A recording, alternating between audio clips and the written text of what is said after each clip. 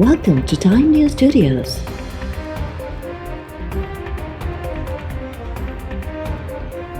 You are watching 3 p.m. Bulletin.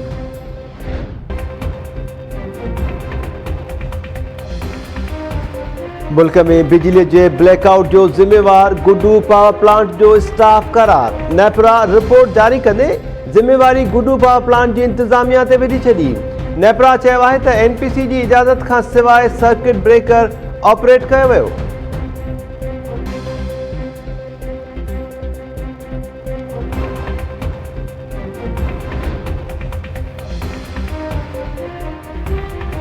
Sindh में नए तालीमी साल खां उस्तादनि जी बदलीअ ते लॻायल पाबंदी ख़त्म करण जी मंज़ूरी। साल 2018 खां उस्तादनि मथां शहरी इलाइक़नि में बदली करण ते पाबंदी लॻल हुई।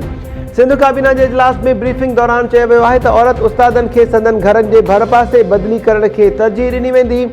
कंहिं बि स्कूल मां उस्ताद रिटायर थियण जी सूरत में ॿिए स्कूल जे उस्ताद खे उते बदली कयो वेंदो। ट्रांसफर केस में वेडलॉक बेवाह या बीमार उस्ताद जे बदलियुनि बाबति दरख़्वास्तुनि खे तरजीह ॾिनी वेंदी। उस्ताद पंहिंजी बदली लाइ जनवरी महीने जे ॿिए हफ़्ते खां ई एप्लीकेशन दाख़िल करे सघंदा। ई एप्लीकेशन जी दरख़्वास्त जाइज़ो वठण बाद नओं तालीमी साल शुरू थियण खां अॻु बदली कई वेंदी। वॾे वज़ीर मुराद अली शाह बल्दियात खाते खे हिदायत कई आहे त पंहिंजे मुलाज़िमनि जी पेंशन जा मसइला पाण हल करे हुकूमत रिटायर्ड मुलाज़िमनि जा मसइला हल करणु घुरे थी।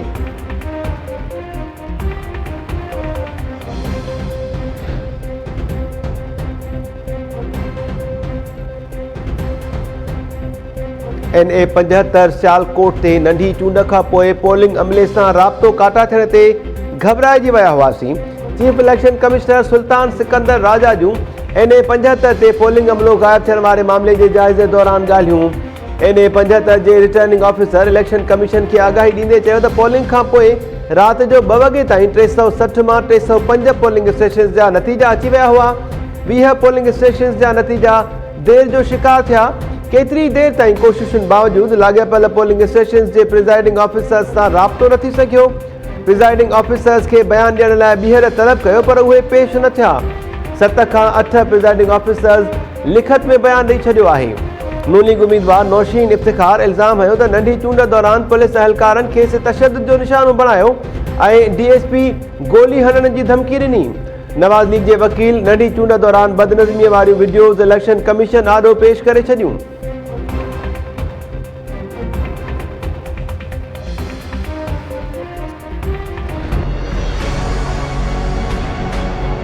वो 14 फॉर्म्स जो आरओ के पास मौजूद हैं वो टेम्पर्ड हैं और जहां पीटीआई का स्ट्रॉन्ग होल्ड था वो 20 के 20 प्रिजाइडिंग ऑफिसर्स किडनैप कर लिए गए जिनके फॉर्म्स में रद्दोबदल कर दिया गया। ये आरओ कह रहे हैं इलेक्शन कमीशन के जिन्होंने अगवा किए जो कैंडिडेट हैं वो कह रहे हैं नहीं मुझे यकीन है उन 20 फॉर्म्स पे आप उसको एक्सेप्ट कर लें। इमरान साहब कहते हैं मैंने कैंडिडेट को दरख्वास्त देने को कहा है 20 में रीपोलिंग करा लें। क्यों? मामा जी का वेड़ा है। पूरा पाकिस्तान आज इलेक्शन कमीशन की तरफ देख रहा है लेकिन आज इलेक्शन कमीशन को ये फैसले के जरिए डेटरेंस और प्रेसिडेंट कायम करनी पड़ेगी कि आइंदा आने वाला इलेक्शन इस तरह भेंट ना चढ़े वोट चोरों के।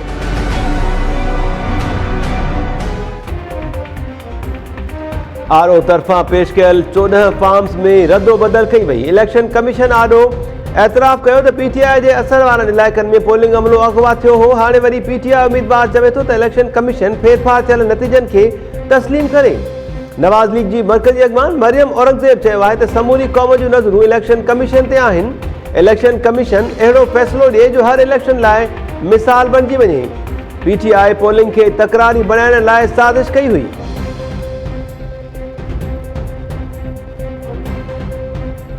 इलेक्शन कमीशन जब एक दफ़ा सारा रिजल्ट कंपाइल हो जाए उसको मजाज नहीं है रोकने का। तो हमने ये कहा कि PMLN को एतराज़ है 20 या 22 पोलिंग स्टेशन के ऊपर आप वहाँ पे इलेक्शन करवा लें। आज वहाँ पर PMLN ने फिर अपना मौक़िफ़ एक दफ़ा बदल लिया और कहा कि नहीं पूरे हल्के के अंदर जो है वो इलेक्शन जो है वो होना चाहिए। अब हर बात के ऊपर अगर आप कहें मैं ना मानूं और उसके बाद आप इदारों के ऊपर चढ़ाई कर दें, आप हुकूमतों के ऊपर चढ़ाई कर दें, तो इस तरह तो नहीं होता। मेरे कप्तान ने, पाकिस्तान के प्राइम मिनिस्टर ने हमें हुक्म दे दिया कि जो ये कह रहे हैं आप मान जाओ।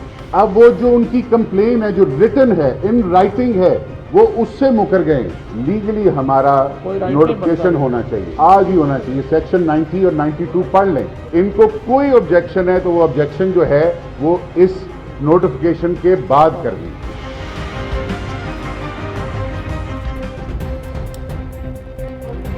नवाज़ लीग 20 पोलिंग स्टेशन ते ॿीहर पोलिंग वारे मौक़िफ़ तां फिरी वई।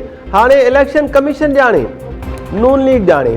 वफ़ाक़ी वज़ीर फवाद चौधरी चयो आहे त वोट्स जा नतीजा गॾु थी वञनि त कानून मूजिबि इलेक्शन कमीशन नतीजा रोके नथी सघे।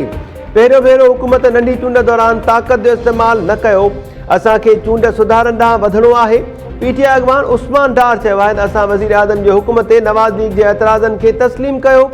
इलेक्शन कमीशन 20 पोलिंग स्टेशन ते ॿीहर चूंड कराइण लाइ अॼु ई नोटिफिकेशन जारी करे। नवाज़ लीग बाद में पंहिंजा एतिराज़ दाख़िल करे सघे थी। इलेक्शन कमीशन ते एतमाद आहे। डस्का जे अवाम जे फ़ैसिले जो भरपूर दिफ़ा कंदासीं।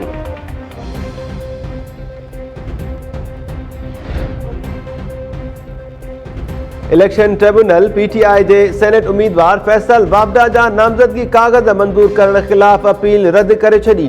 फैसल वाबडा खे सेनेट चूंडुनि में हिसो वठण जी इजाज़त। पीपल्स पार्टी जे कादिर ख़ान मंदोखेल फैसल वाबडा खे नाअहल करार ॾियण जी दरख़्वास्त दाख़िल कराई हुई। लाहौर जे इलेक्शन ट्रिब्यूनल नून लीग अॻवान परवेज़ रशीद खे सेनेट चूंडुनि लाइ नाअहल करार ॾेई छॾियो। परवेज़ रशीद जे नामज़दगी काग़ज़ रद्द करण बाबति रिटर्निंग ऑफिसर जे फ़ैसिले ख़िलाफ़ अपील रद्द।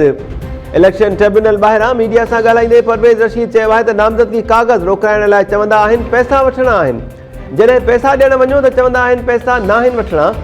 पंजाब हाउस इंतिज़ामिया पीटीआई हुकूमत सां मिलियल आहे।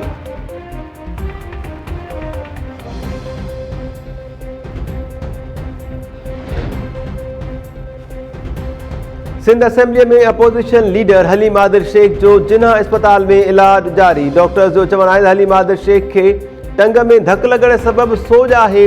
अपोज़िशन लीडर जूं मुख़्तलिफ़ टेस्ट कयूं वियूं आहिनि। सिंध असेंबलीअ में अपोज़िशन मेंबर्स हसनैन मिर्ज़ा, खुरमशेर ज़मान, राजा अज़हर, नंद कुमार गोकलाणी ऐं ॿियनि जी स्पीकर आगा सिराज दुरानी सां मुलाक़ात। हलीम आदिल शेख ते जेल में तशद्दुद ते एहतिजाज रिकॉर्ड करायो। स्पीकर चयो त अपोज़िशन लीडर समेत केर बि हुजे कानून हथ में खणंदड़ ख़िलाफ़ कार्रवाई थींदी।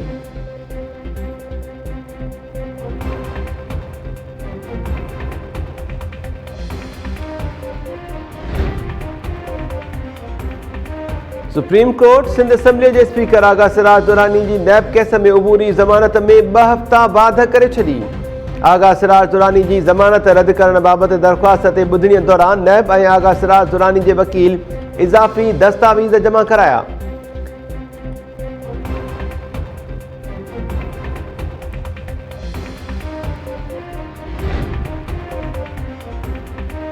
सिंध काबीना सोलर ट्यूबवेल्स ऐं ज़रई औज़ारनि जी मद में सब्सिडी जी मंज़ूरी ॾेई छॾी। इजलास दौरान वॾे वज़ीर तरफ़ां पब्लिक प्राइवेट पार्टनरशिप तहत कोल्ड स्टोरेज ठाहिण जी हिदायत। ज़राअत खाते खे लैंड लेवलर्स ऐं ॿिया ज़रई औज़ार ख़रीद करण लाइ स्कीम जोड़ण जी बि हिदायत। वॾे वज़ीर मुराद अली शाह चयो आहे त हुकूमत रुॻो नंढनि आबादगारनि खे सब्सिडी ॾींदी। ज़रई शोबे में सोलर ट्यूबवेल्स जी वॾी डिमांड आहे, उन ते सब्सिडी ॾियणु घुरिजे।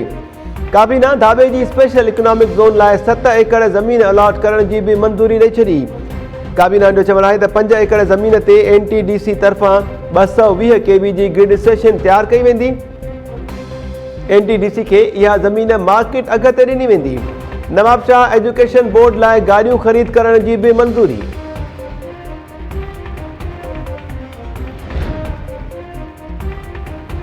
नेपरा फ्यूल एडजस्टमेंट तहत बिजली जा अघ वधाइण बाबति दरख़्वास्त ते ॿुधणीअ बाद फ़ैसिलो महफ़ूज़ करे छॾियो। के इलेक्ट्रिक जी दरख़्वास्त ते ॿुधणीअ दौरान नेपरा चेयरमैन चयो त नेट मीटरिंग तहत बिजली तयारु करण बाद सिस्टम खे विकिरो करण लाइ अघ में 3 रुपया फ़ी यूनिट इज़ाफ़ो कयो वियो। के इलेक्ट्रिक खे हर मुमकिन सपोर्ट कंदासीं। के इलेक्ट्रिक इंतिज़ामिया बिजलीअ जे मनसूबनि खे जल्द मुकमल करे। गर्मियुनि में कंहिं बि क़िस्म जी कोताही बर्दाश्त न कई वेंदी ऐं इंतिज़ामिया खे माफ़ी न मिलंदी। फ्यूल प्राइस एडजस्टमेंट तहत बिजलीअ में वाध बाबति दरख़्वास्तुनि ते फ़ैसिलो बाद में जारी कयो वेंदो।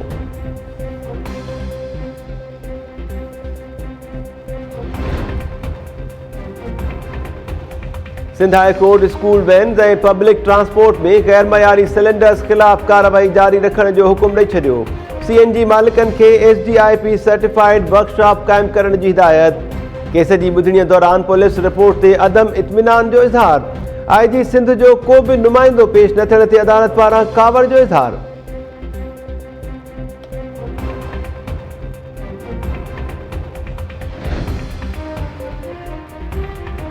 सिंध जो अॻूणो वॾो वज़ीर क़ाइम अली शाह कंधकोट में ज़मीन जी गैर क़ानूनी अलॉटमेंट बाबति नैब इंक्वायरी में सिंध हाई कोर्ट में पेश। अदालत नैब इख़्तियारनि खां पुछाणो कयो त केस जी इंक्वायरी किथे पहुती। नैब प्रोसिक्यूटर ॿुधायो त ज़मीन अलॉटमेंट बाबति रेफरेंस दाख़िल थी चुको आहे, जंहिंमें क़ाइम अली शाह जो नालो शामिल नाहे। सिंध जे अॻूणे वॾे वज़ीर ख़िलाफ़ ज़मीनी रेफरेंस दाख़िल कयो वेंदो। अदालत क़ाइम अली शाह जी उबूरी ज़मानत में 6 अप्रैल ताईं वाध कंदे जांच ऑफिसर खे पेश थियण जो हुकुम ॾेई छॾियो।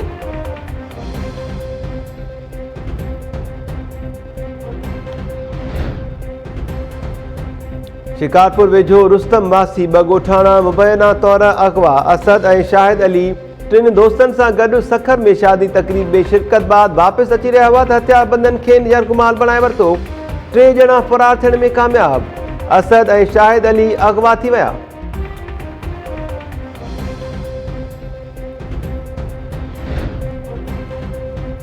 मनहारो भरिसां हथियारबंदनि जो घर ते हमिलो, 2 हिंदू नींगरियूं मुबैना तौर अगवा। ॻोठ मोहम्मद पनाह ॾाहिरीअ में 9 वरियनि जी सवेरा ऐं 12 वरियनि जी मीना भील खे अगवा करण जो इल्ज़ाम। पुलिस वाक़े जी रिपोर्ट दाख़िल कंदे इल्ज़ाम हेठि आयल 3 ॼणनि खे गिरफ़्तार करे वरितो।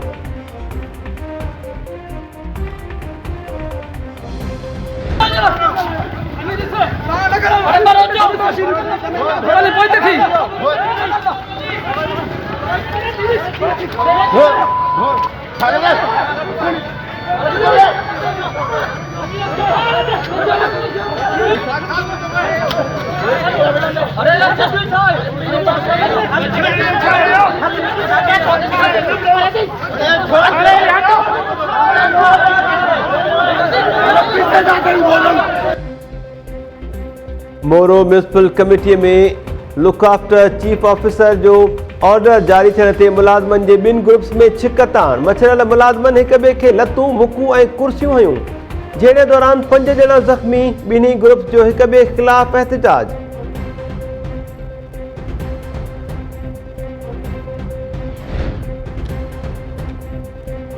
दादू सिविल अस्पताल जे डॉक्टर्स पारां ॻोठाणे जो नाज़ुक उज़वो कटिजण जी तस्दीक। ॻोठ फतेह खान ज़ऊर वासी शहमीर ज़ऊर खे ॻणती जोगी हालत में अस्पताल आंदो वियो। पुलिस मूजिबि ॻोठाणा वाक़े बाद मुख़्तलिफ़ ॻाल्हियूं करे रहिया आहिनि। जांच शुरू कई आहे।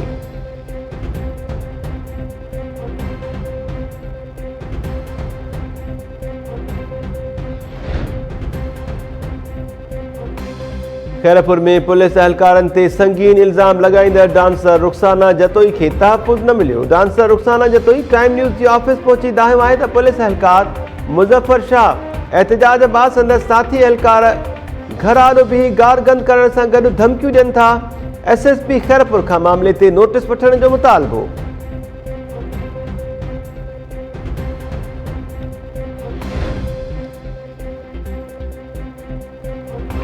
कंधकोट भरिसां मल्हेर शाख मां नौजवान जो गोलियूं लॻल लाश हथ। 23 वरियनि जे फ़क़ीरो गोलो तौर सुञाणप।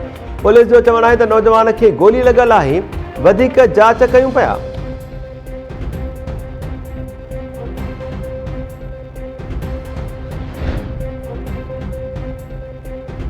घोटकी में लोह चोराइण जे इल्ज़ाम में 2 ॿारनि जी गिरफ़्तारी बाबति टाइम न्यूज़ जी ख़बर ते एक्शन। पुलिस माजिद काज़ी ऐं बिलाल काज़ी खे आज़ाद करे छॾियो। मुतासिर नींगरनि ॿुधायो त सरकारी ऑफिस मां लोह चोराइण जो इल्ज़ाम मढ़े लॉकअप कयो वियो हो।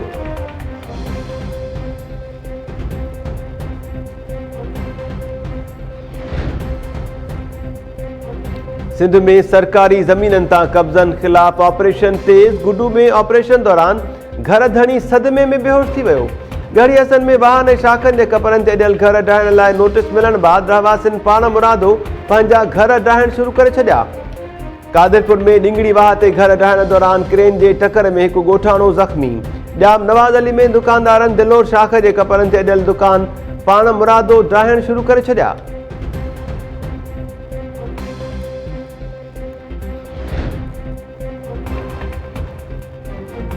पाकिस्तान सुपर लीग जी 5वीं मैच में मुल्तान सुल्तान ऐं पेशावर ज़ल्मी में अॼु मुक़ाबलो थींदो। मैच अॼु शाम 7 वॻे कराची नेशनल स्टेडियम में शुरू थींदी।